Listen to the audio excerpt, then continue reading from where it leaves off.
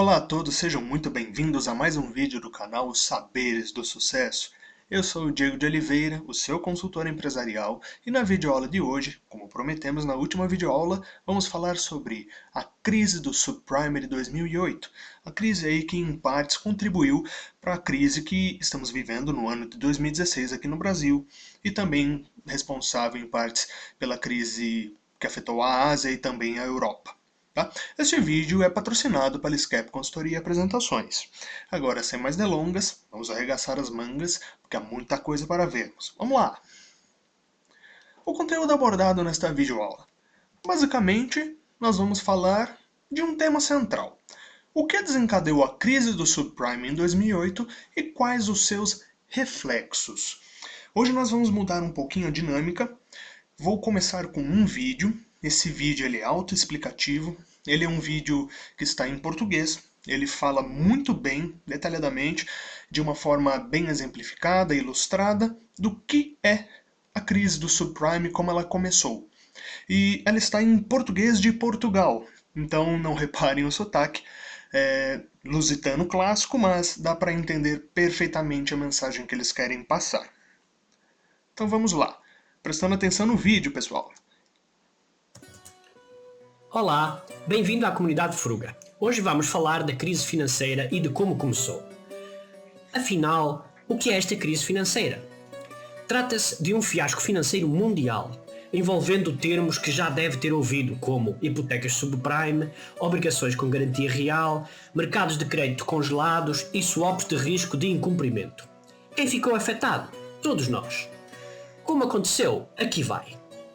Esta crise financeira interligou dois grupos de pessoas, os proprietários de imóveis e os investidores. Os proprietários de imóveis representam as suas hipotecas e os investidores representam o seu dinheiro.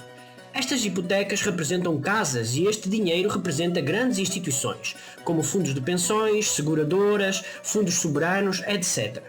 Estes dois grupos são interligados pelo sistema financeiro através de bancos e corretores, mais conhecidos pelo nome da sua rua onde ficam os seus escritórios, Wall Street. Embora possa não parecer, estes bancos em Wall Street estão intimamente ligados com estes proprietários de casas. Mas para entendermos melhor, vamos começar pelo princípio. Anos atrás, os investidores estavam sentados na sua pilha de dinheiro à procura de um bom investimento para ganharem ainda mais dinheiro. Tradicionalmente, na América, eles iam à Reserva Federal comprar obrigações do Tesouro, consideradas um bom investimento e o mais seguro. Mas em setembro de 2001, a Reserva Federal americana resolve reduzir as taxas de juros para apenas 1%. Queriam manter a economia forte, mas 1% de retorno no investimento é muito barato para os nossos investidores. Por outro lado, isso leva os bancos em Wall Street a conseguirem empréstimos da Reserva Federal por apenas 1%. Depois houve também ofertas de dinheiro barato vindas do Japão, da China e do Médio Oriente. Isto criou uma abundância de dinheiro barato e fácil para os bancos, levando-os a ficarem obcecados com alavancagem. Alavancagem é pedir dinheiro emprestado para amplificar os resultados de um negócio. É assim que funciona num negócio normal. O José começa por comprar um produto por $10.000. De seguida, vende este produto à Maria por $11.000 e obtém, com isto, um lucro de $1.000. Um bom negócio. Mas, utilizando a alavancagem, o banqueiro Fernandes, com os mesmos $10.000, iria pedir emprestado mais $990.000, para assim conseguir, no total, $1 milhão. Com este dinheiro, ele consegue comprar 100 unidades do mesmo produto. Claro que vai vendê-las e com a venda consegue $1.100.000. De seguida, ele tem que pagar o seu empréstimo de $990.000, acrescidos de $10.000 de juros. Claro que o banqueiro Fernandes ainda fica com um lucro de $90.000, enquanto o José apenas conseguiu um lucro de $1.000. Esta é uma das formas mais importantes que os bancos utilizam para fazer os seus lucros.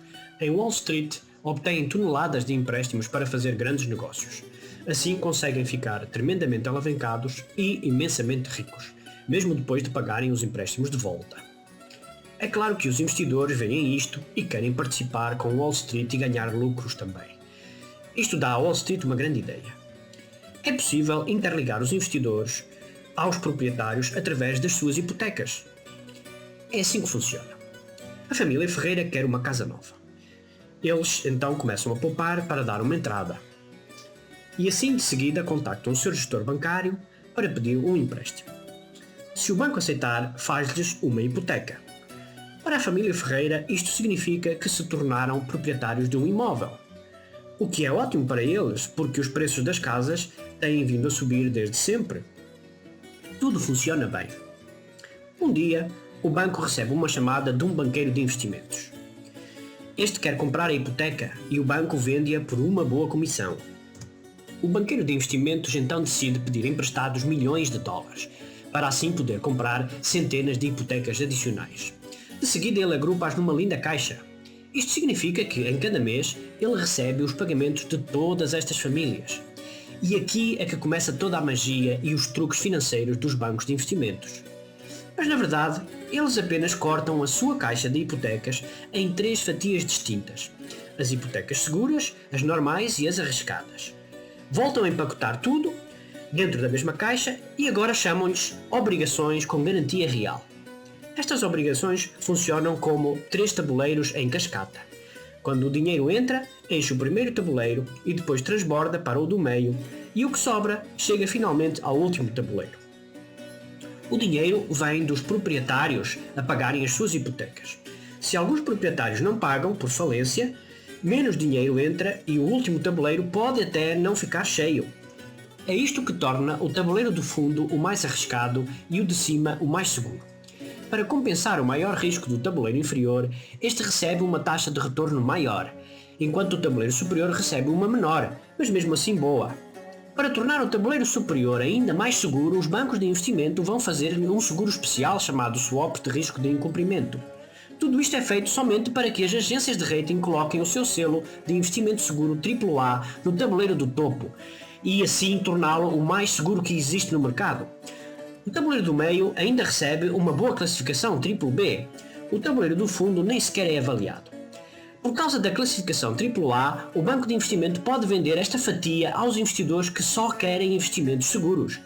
Vende a fatia normal aos outros banqueiros e a fatia arriscada é vendida a investidores de risco. Mas o banco de investimento faz milhões com este negócio. De seguida paga os seus empréstimos e finalmente os nossos investidores encontram um bom investimento para o seu dinheiro, muito melhor que o 1% das obrigações do Tesouro. Ficam tão contentes que querem mais obrigações com fatias de garantia real. De modo que o banco de investimento telefona ao banco comercial a pedir mais hipotecas. Mas o gestor de créditos já não consegue encontrar ninguém que satisfaça os critérios para as hipotecas. É então que o banco comercial tem mais uma bela ideia. Quando os compradores deixam de pagar a sua hipoteca, o banco fica com a casa. E as casas estão sempre a crescer em valor. Por isso, os bancos estão sempre cobertos do seu risco. É assim que eles decidem começar a procurar hipotecas ainda mais arriscadas, sem exigirem uma entrada, nem comprovativos de rendimento ou de qualquer outra garantia. Assim, em vez de emprestar a proprietários responsáveis, os bancos começam a emprestar a alguns proprietários, digamos que menos responsáveis. É aqui que começa o chamado ponto de não retorno. Como sempre, uma hipoteca conecta uma família ao banco comercial. A família começa por comprar uma casa maior. O banco comercial vende a sua hipoteca ao banco de investimento, que por sua vez a transforma numa obrigação de garantia real. Esta é depois vendida em fatias aos investidores. Na verdade, este sistema funciona muito bem para todos os envolvidos. Claro que o banco comercial deixa de se preocupar. A partir do momento em que a hipoteca é vendida, deixa de ser um problema seu se os proprietários a deixarem de pagar. Na verdade, ele vendeu o risco ao banco de investimento e ganhou milhões com isso. Mas estão todos a brincar com uma bomba relógio. Não surpreende que estes novos proprietários deixem de pagar as suas hipotecas, que agora pertencem ao banco de investimento. Isto significa que Um dos seus pagamentos mensais transformou-se numa casa devido à falência do proprietário. Nada de especial, coloca-se à venda no mercado. Mas mais e mais dos seus pagamentos mensais transformam-se em casas. E agora há tantas casas à venda no mercado que existe mais oferta que procura. Logo, os preços da habitação já não sobem, começam todos a cair. Isto cria um problema interessante para os proprietários que não faliram e ainda estão a pagar as suas hipotecas. Como todas as casas vizinhas vão para o mercado, o valor da sua começa a descer. E ele questiona-se porque está a pagar uma hipoteca de 300 mil dólares sobre uma casa que agora vale apenas 90 mil dólares. Muitos deles decidem não faz sentido nenhum fazer isto. As falências aumentam e os preços das casas caem a pique. Agora, o banco de investimento basicamente tem uma caixa de casas sem valor. Ainda telefona ao investidor e tenta vender a sua obrigação de garantia real. Mas os investidores dizem não, obrigada. Já não estamos interessados. A verdade é que eles já sabem que o fluxo de dinheiro não chega agora a uma pinga. O banqueiro ainda tenta vender a todo custo, mas ninguém está interessado em comprar a sua bomba. Ele entra em pânico. Pediu emprestados milhões de dólares para comprar esta bomba e agora não consegue pagar de volta. Mas ele não é o único. Os próprios investidores já tinham comprado milhares destas bombas. O banco comercial ainda tenta vender mais hipotecas, mas o banco de investimento também já não está interessado. E é assim que todo o sistema financeiro fica congelado. As coisas ficam realmente pretas. E é neste ponto que começam a surgir todas as falências. E a nossa história podia terminar aqui. Mas lembram-se do nosso investidor? Ele ainda vai pegar no telefone para ligar a uma das famílias que conseguiu sobreviver e vai-lhes dar a boa notícia. Agora, o vosso investimento já não vale absolutamente nada. Bem-vindo à mais recente crise financeira.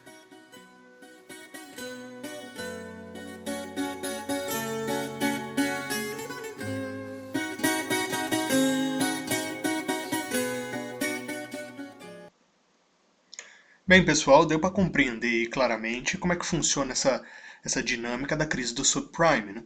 Basicamente, eles pegavam as hipotecas, eles vendiam aí a grandes banqueiros, para isso eles faziam também muitos empréstimos, transformavam essas hipotecas em CDOs, né, em obrigações, e podiam vender isso a banqueiros de investimento ou instituições financeiras que quisessem pegar essas obrigações para receber um retorno maior que aquele 1% que era oferecido pelo Tesouro Nacional dos Estados Unidos.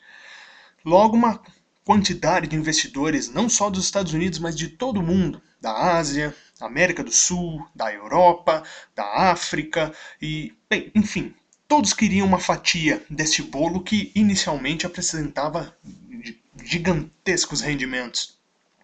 Mas aí, por causa dessa demanda de mais e mais investidores querendo uma fatia, logo não havia um forno suficiente para fazer tanto bolo bom.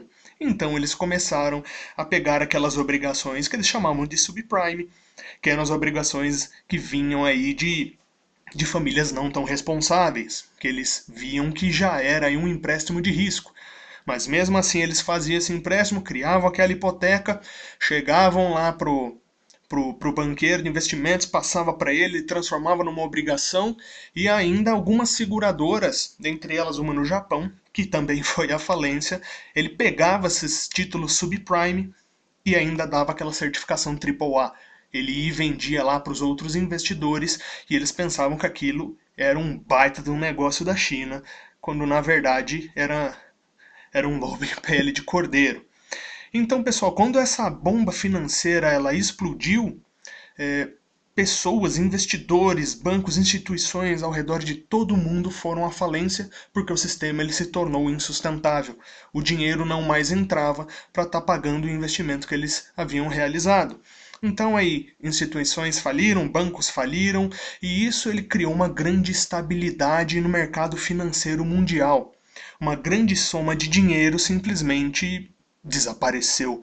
E isso ele veio aí depois de alguns anos, aí, por volta de 2010, 2011, desencadeou uma crise muito grande na Europa, Os imóveis lá não valiam mais absolutamente nada. Algumas pessoas podem se recordar que muitas notícias vinham principalmente da Espanha e muita preocupação do governo com relação ao preço dos imóveis lá. E quando você mexe aí no sistema financeiro, muitas empresas que também eram indiretamente ligadas a esses bancos de investimento, a essas seguradoras ou esses investidores, eles acabam também indo à falência ou ficando ruim das pernas. Muitas empresas na Europa fecharam nesse período e aí a taxa de desemprego foi nas alturas. Taxa de desemprego grande, você tem aí uma série de outros problemas que são desencadeados, né? Aquele bom e velho efeito bola de neve.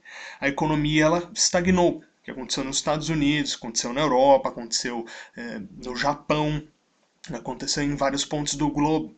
Isso aí afetou indiretamente essa dinâmica econômica, né, que há no mundo. Tanto que, como comentei no vídeo anterior, o Brasil ele tomou uma série de medidas para tentar dar aquele biotônico na economia para que a crise chegasse aqui, como o ex-presidente Lula disse, apenas uma marolinha. E efetivamente, na época, né, o curto prazo, aquilo funcionou muito bem no Brasil. Mas depois aí os reflexos daquela total incompetência administrativa, daquelas decisões erradas que eles tomaram, vieram e desencadearam aí essa crise que nós estamos vivendo hoje, aqui em 2016 no Brasil. Naquela época, em 2008, 2009, quem se lembra também, é fácil encontrar material referenciado sobre isso na internet, no bom e velho Google, falando que o governo americano ele precisou imputar uma grande quantia de dinheiro na economia dos Estados Unidos para poder ressustentar, realimentar o sistema, para tentar salvar algumas instituições e também para não permitir que a economia norte-americana aparece.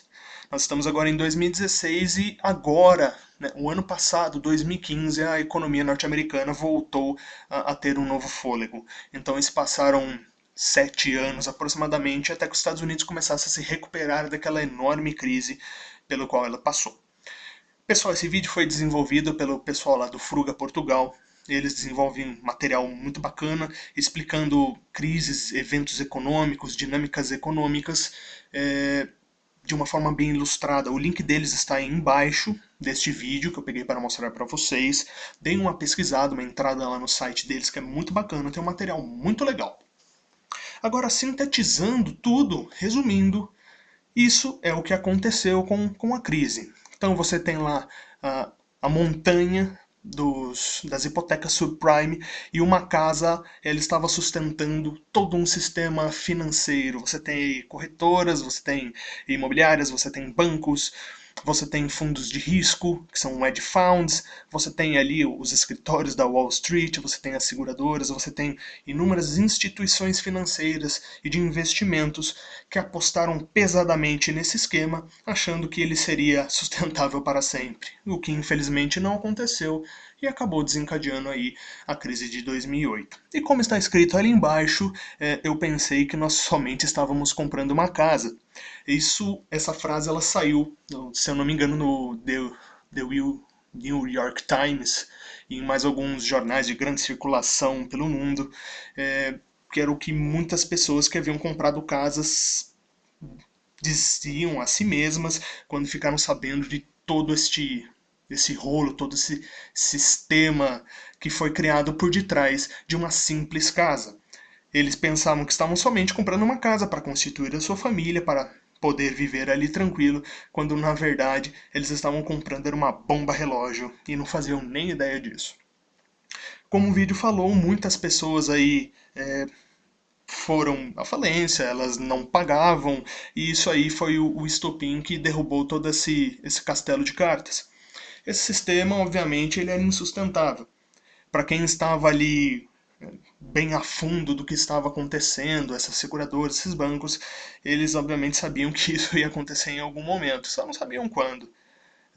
Alguns ali que foram espertos ganharam bastante dinheiro, mas outros aí com certeza perderam tudo e foram à falência. Grandes instituições aí de renome, elas infelizmente faliram e levaram muitos investidores deles também à falência. Isso aí, infelizmente, acabou afetando o nosso Brasil. Mas Se Deus quiser, aí nós vamos conseguir superar essa crise. Ok, pessoal? O vídeo de hoje foi curto. Esta imagem eu peguei neste site, vocês podem acessar. Também lá está explicando direitinho o que aconteceu aí na crise do subprime, também sobre o olhar norte-americano, né? Então, é uma opinião de dentro. Tá? Vocês podem encontrar bastante material sobre isso. Muito fácil, há uma literatura muito vasta, já foram escritos até livros descrevendo a crise do subprime e como ela afetou a economia norte-americana e a economia global. Vocês podem encontrar referências desses materiais também na internet com certa facilidade. Pessoal, muito obrigado mais uma vez. Foi um prazer estar montando este vídeo. Não esqueçam de se inscrever no nosso canal, de nos encontrar lá no LinkedIn e na nossa fanpage. Curtam nossa fanpage, estamos sempre colocando materiais novos lá. Qualquer dúvida é só entrar em contato conosco. Não esqueçam de deixar também um comentário aí no vídeo, de falar alguma notícia que vocês leram na época sobre a crise do subprime, ou qualquer dúvida, vai ser um prazer respondê-la, e algumas dúvidas também podem acabar virando novos vídeos. Gostaria de mandar um abraço para o meu querido amigo Wesley Felipe Souza Mello, que é um grande economista e é muito inteirado e também apaixonado por este assunto, que é a crise do subprime. Wesley, grande abraço, muito obrigado a todos e até o próximo vídeo. Até mais!